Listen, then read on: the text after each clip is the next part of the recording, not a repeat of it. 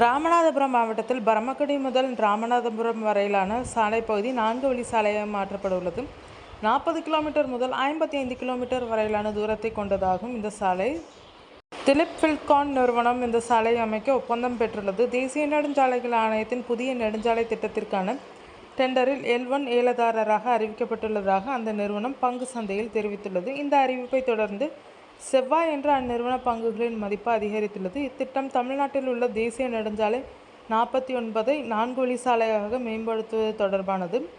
ராமநாதபுரம் மாவட்டத்தில் பரமக்குடி முதல் ராமநாதபுரம் வரையிலான இந்த சாலை பகுதி 80.360 கிலோமீட்டர் முதல் 120.025 கிலோமீட்டர் வரையிலான தூரத்தை கொண்டது.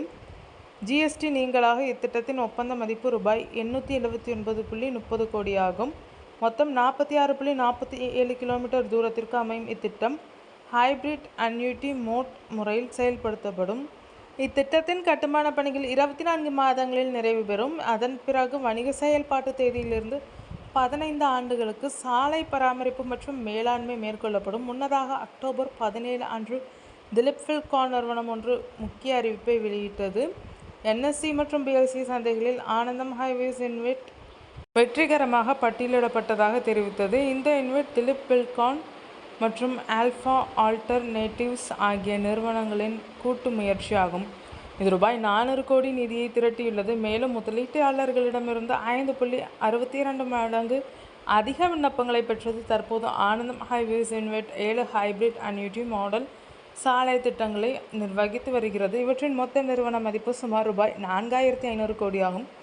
அடுத்த 2 முதல் 3 ஆண்டுகளில் இதன் போர்ட்ஃபோலியோவை ரூபாய் 20,000 கோடி முதல் ரூபாய் 30,000 கோடி வரை விரிவுபடுத்த நிறுவனம் இலக்கு வைத்துள்ளது. திலீப் பில்கான் லிமிடெட் திலீப் பில்கான் நிறுவனம் இந்த சாலை அமைக்க ஒப்பந்தம் பெற்றுள்ளது. சாலையில் 4 வழி பாதை அமைக்கப்படும். மொத்த நீளம் 46.47 கிலோமீட்டர். 2 பக்கமும் கணக்கில் எடுத்தால் கிட்டத்தட்ட 90 கிலோமீட்டர் சாலை அமைக்கப்படுகிறது.